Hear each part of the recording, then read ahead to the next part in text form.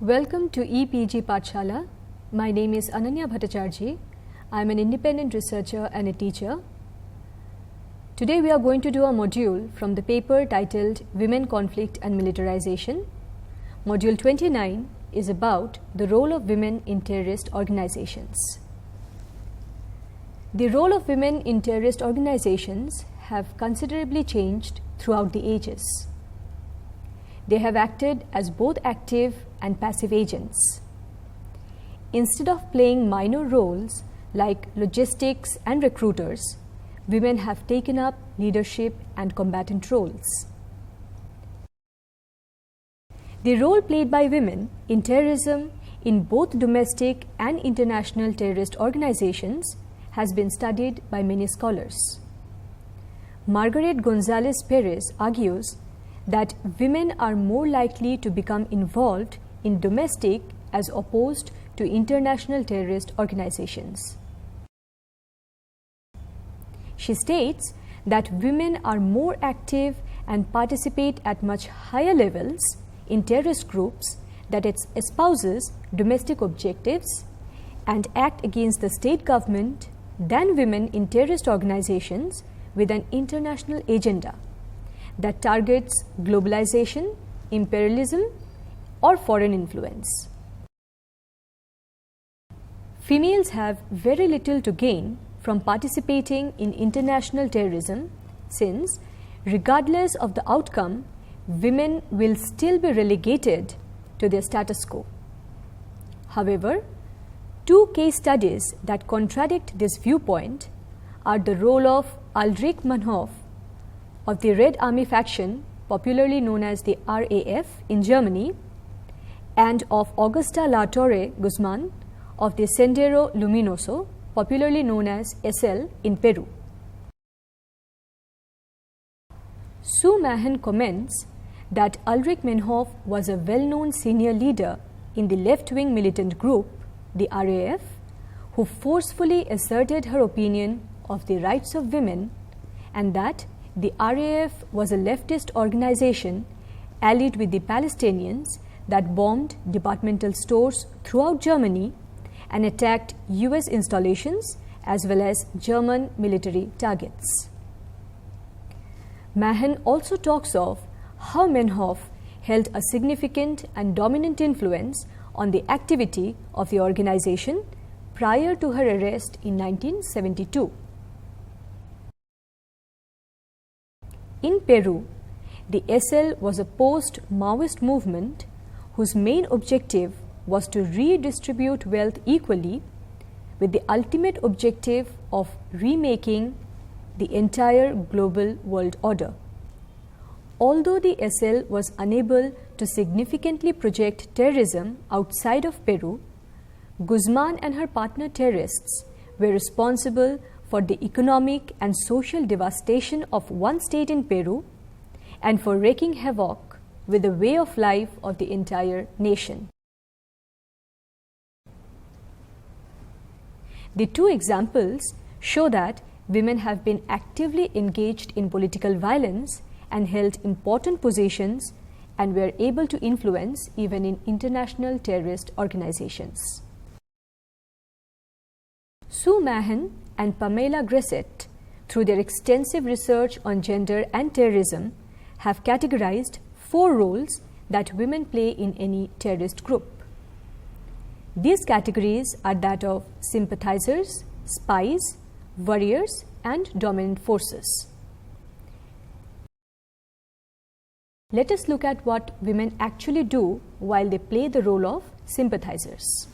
As sympathizers, they provide the basic support to the terrorist group by an effective flow and storage of food, equipment, and other resources. They also engage in sex with the male terrorists. These women are not directly involved in carrying out any terrorist attack. Next, we come to the role of women as spies.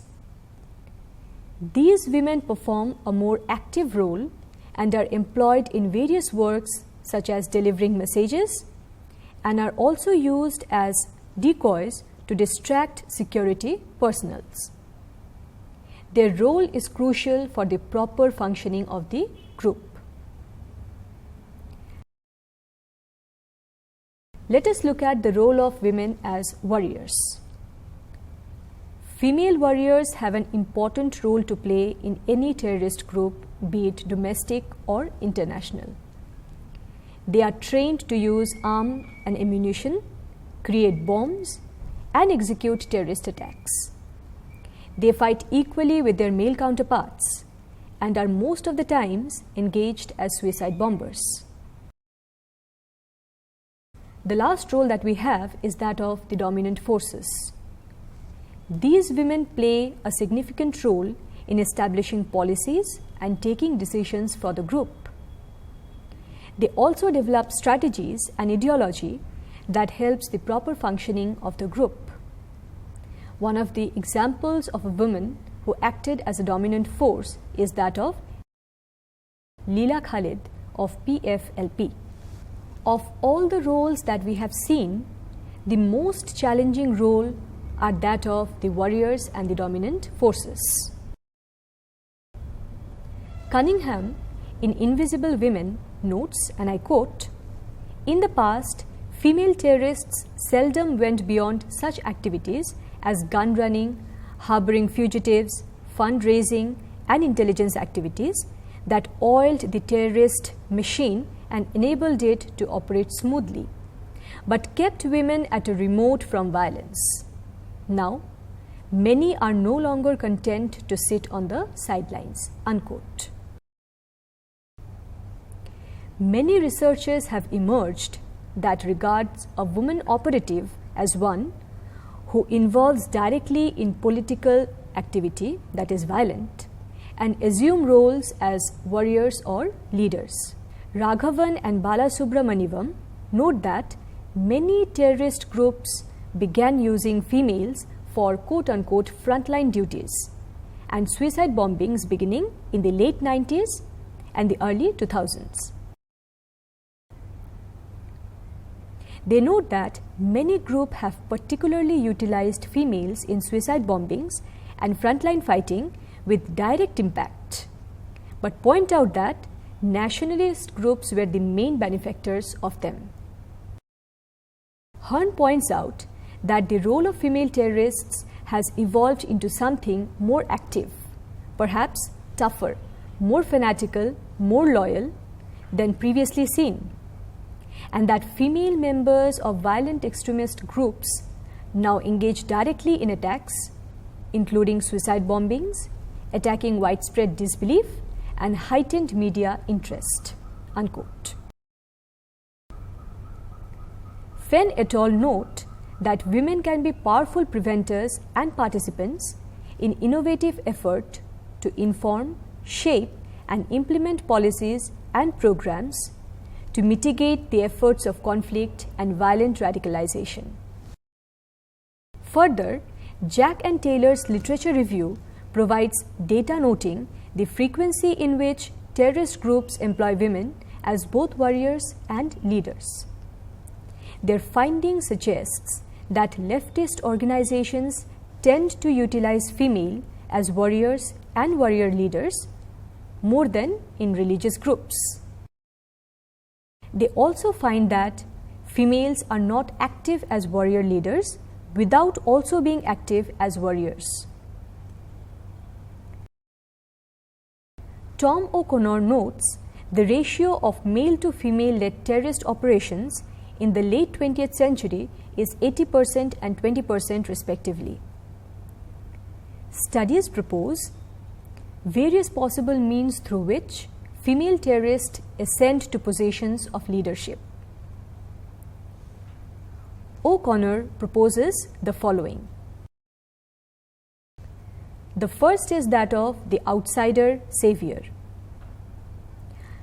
Here, a female leader comes to power at first as a healer after major catastrophe or group setback, and represents a platform of healing and renewal. Next, we come to the warrior defender. This is a female leader with military experience and expertise in security or international affairs that make her more comfortable for the membership to accept. Next, we come to the legacy. It is a female leader that O'Connor suggests is the most common. These are the widows, daughters, and wives of a revered male leader within the group who often assumes leadership by default. The fourth one is the party leader. It is a female leader who has brought political success to the group through fundraising, lobbying, and public relations that furthers its objectives.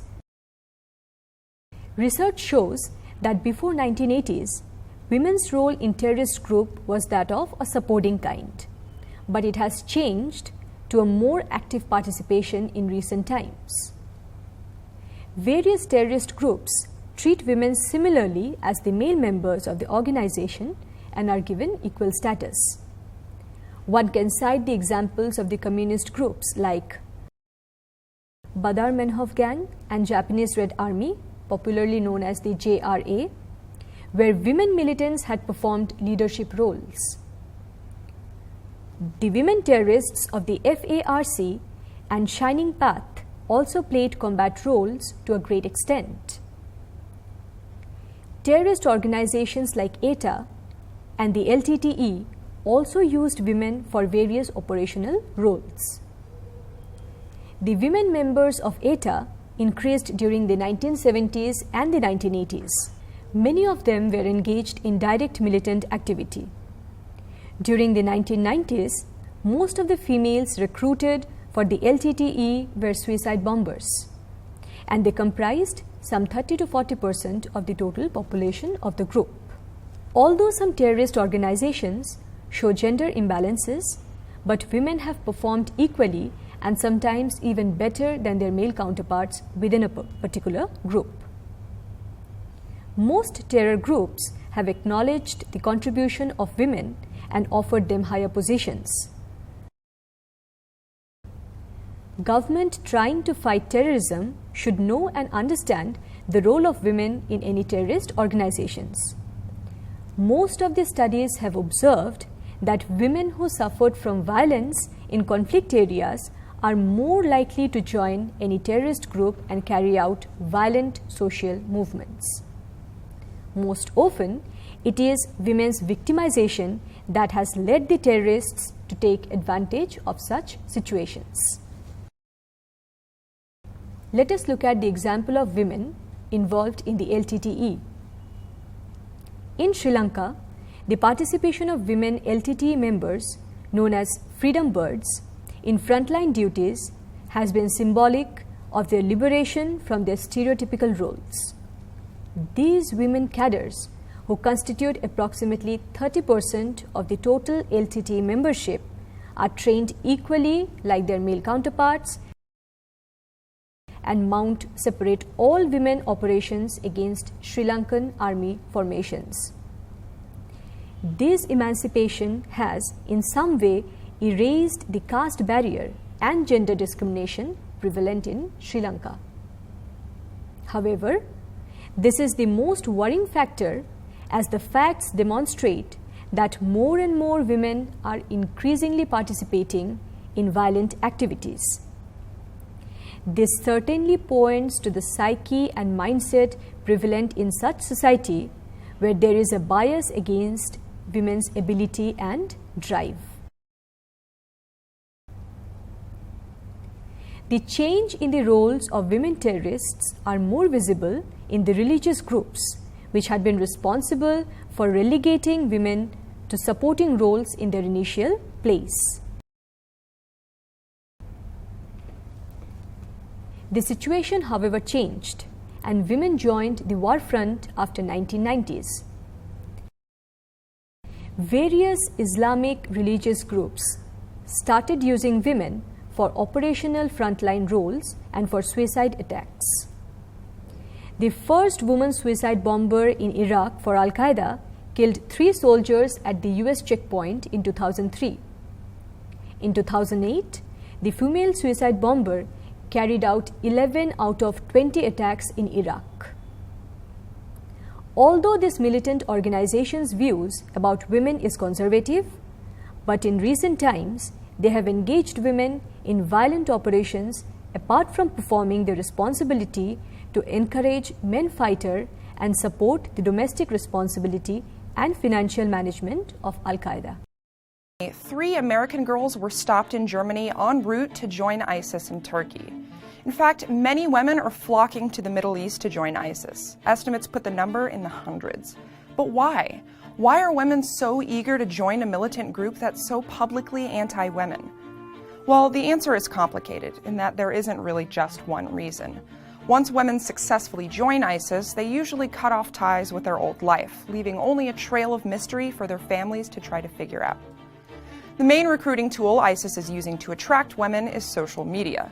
ISIS is active on both Twitter and Facebook and regularly releases online recruiting videos promising women a chance to join a new utopian society. The internet is also used as a tool for marriage, where Western women meet ISIS soldiers that they will soon marry to become jihad brides. These brides help the cause by cooking, cleaning, and raising children, a far cry from the utopian society they were promised. Some experts studying the motives of Western women joining ISIS claim that it may just be for the adventure of it all. Young women, just like young men, are attracted to traveling to a foreign land and fighting in a war. Women who join ISIS write about military training and learning how to shoot guns. But ISIS doesn't use women on their front lines. They use them more as police, manning checkpoints and inspecting other Muslim women. Women are also joining ISIS for religious reasons. ISIS fighters are Sunni Muslims and preach about how their community is being persecuted, which helps influence Sunni women all around the world. By joining ISIS, they believe that they're helping a cause that's directly protecting their culture's way of life. Other Western women feel alienated in their own countries for reasons like the French ban on Muslim veils. Women are joining ISIS because they want to be on the front lines of a new Islamic state. Again, there isn't just one reason these women are joining ISIS, and we're not exactly sure how they're being treated after they join. Yes, some do still update their social media pages, but some experts think that ISIS men are the ones that are actually controlling what's written on them. What we do know is how ISIS views women. There's evidence of sex slavery, rape, and death sentences. And the perplexing thing is, some women who join ISIS not only agree with this treatment, but are traveling halfway across the world in order to support it. Women are no longer relegated to subordinate roles, but actively take part in decision-making within the group. They act as operational leaders and strategic thinkers, and thus play major leadership roles in executing terrorist operations. Many organizations where women have occupied important positions are the Italy's Red Brigade, the Japanese Red Army, the Chechen movement, and many more. One of the most dreadful examples of a terrorist attack by a woman was the assassination of the former India Prime Minister Rajiv Gandhi.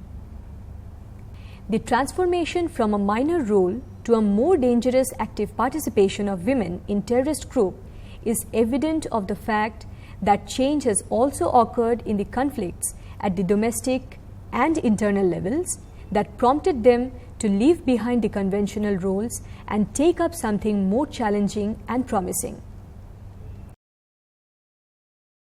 According to Hulan, and I quote, "The rise of women as suicide terrorists did not happen instantaneously, but women arrived onto the stage of conflict in successive waves." Unquote.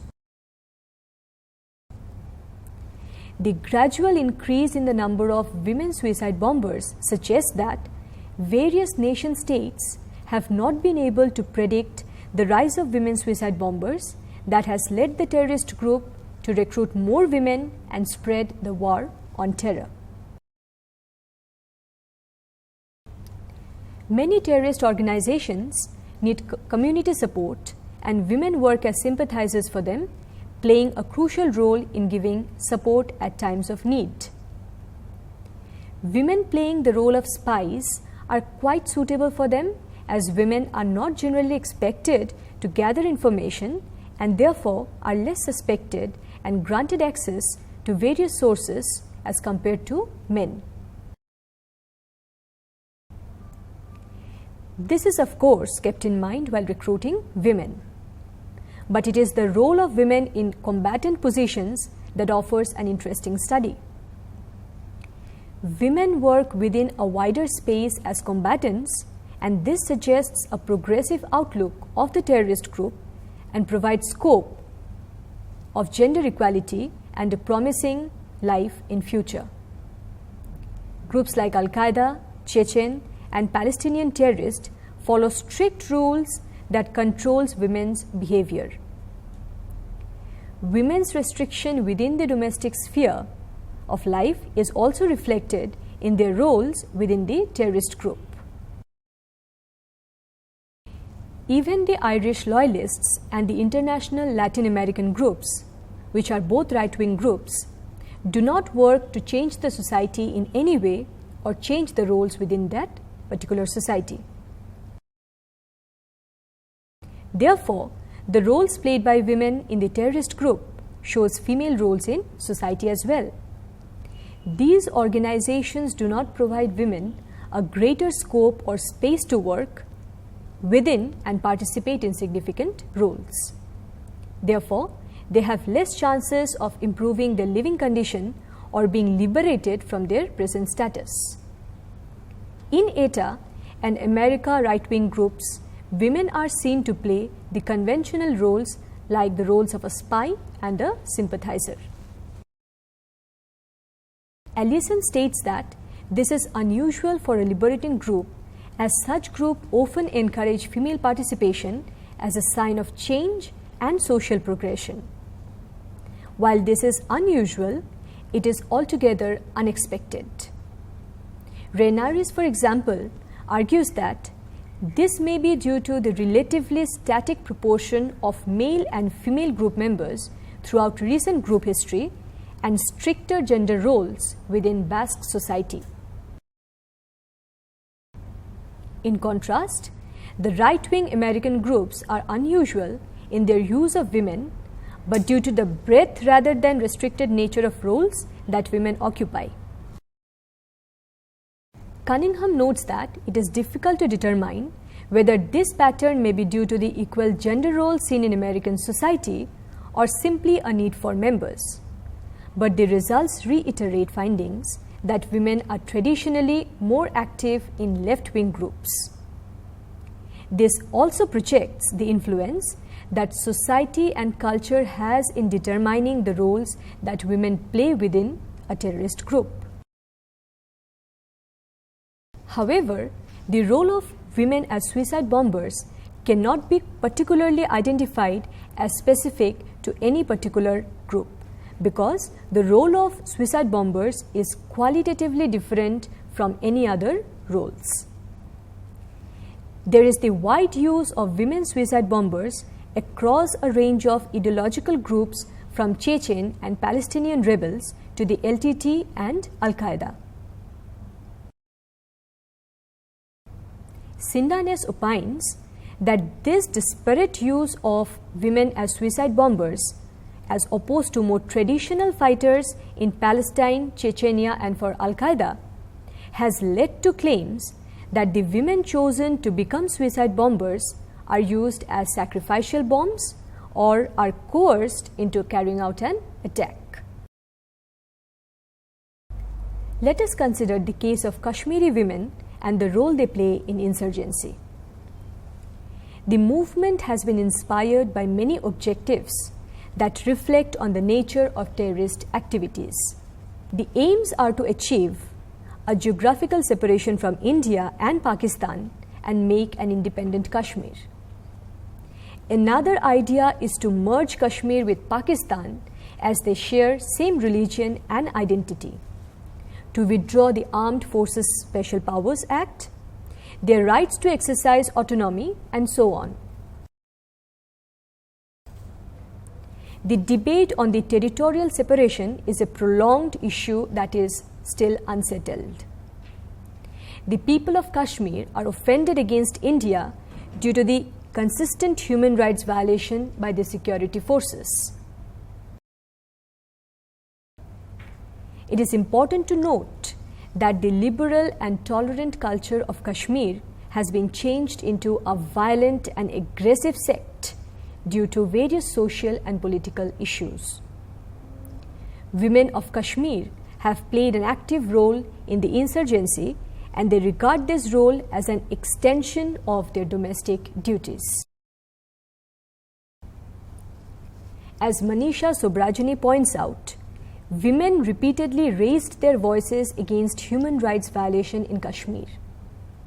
In the case of mujahids being killed or in anti-India rallies, women participated in a significant manner. According to a senior police officer, women often registered FIR in police stations stating that a person had gone missing, when actually the person was operating as a militant. Women also pursued the cases of the release of their sons and their husbands. This activism ran parallel to the Kashmiri struggle for freedom. Seema Kazi suggests that women's participation upheld a normative femininity of sacrificing mothers, even though not all the women who came out on the streets had kin affiliated to militant groups. I quote, "Women's support derived from their political solidarity for the movement of Azadi. It was an opportunity for political self-expression and an experience that was liberating," unquote. In the recent and ongoing protests in Kashmir, women have come out in large numbers, throwing objects at the Indian security forces and shouting slogans. Through public demonstrations, stone pelting, sporadic attacks on police stations and security forces, the provision of safe escape route to militants, and the shouting of communal anti-India slogans remain the popular form of violent protest in Kashmir. Armed militancy has a 2-decade-long history there. Both the popular agitation and covert, as well as overt, militant attacks and bomb blasts continue to dominate the violent landscape of Kashmir. Armed militancy began in 1989, and extensive long-term help from neighboring Pakistan and several militant organizations based in Pakistan have been instrumental in helping Kashmiris carry out attacks in Kashmir and even in other parts of India. Seema Kazi distinguishes two phases of the armed militancy. The first, a more secular phase from 1989 to the mid-1990s, was dominated by groups such as the Jammu Kashmir Liberation Front that was anti-India in its rhetoric and focused on the independence of Kashmir. Dynamics changed in the second phase, when groups such as Hizbul Mujahideen and other more fundamentalist Islamist jihadi groups like Jaish-e-Mohammed and Lashkar-e-Taiba entered the Kashmir war theatre. Among other factors that contributed to their redefinition of the Kashmiri Liberation Project, in Islamic terms, were the wide-scale support of Pakistan, the links of these jihadi groups with the Jamaat-e-Islami, and the rise of Hindutva, cultural nationalism, in India. India was targeted, and along with it, the un-Islamic influences were also aimed at by the people of Kashmir, and Kashmir was supposed to be cleansed of the Sufi influence. In an interview with a former militant, Kazi notes that recruitment from strictly within the indigenous population of Indian Kashmiri to the armed militancy has gradually died out. Kashmiri men are not fighters by instinct but by training. Unlike the Afghan Mujahideen, they are not capable of withstanding the harsh conditions that come with fighting a protracted guerrilla war. In the last few decades, huge infiltration has taken place by the Islami militant mostly from Pakistan, and this had an indelible consequence on the role and involvement of women in terror groups. Sometimes, these women are totally marginalized and their contribution is not recognized, making them almost invisible. However, the first phase of insurgency that was more popular and secular saw the emergence of women in various combatant and leadership roles, since a euphoria and common ideology united both men and women for a cause that seemed just and worth fighting for the creation of an independent Kashmir. Women participated in large numbers, leading public protests against the state and the army. However, being a part of the militancy does not conform to the ideas of femininity, which is realized only through a woman's role as a mother and a wife. Most often, accounts of women's participation are undermined by the patriarchal society that does not acknowledge the deviant roles that women can possibly play. To wind up, we can say that categorization of women as passive members of the society or in any terrorist group is limiting. In order to have a broader view, one needs to recognize the potential roles that a woman can play in the society or in any terrorist organization. Thank you.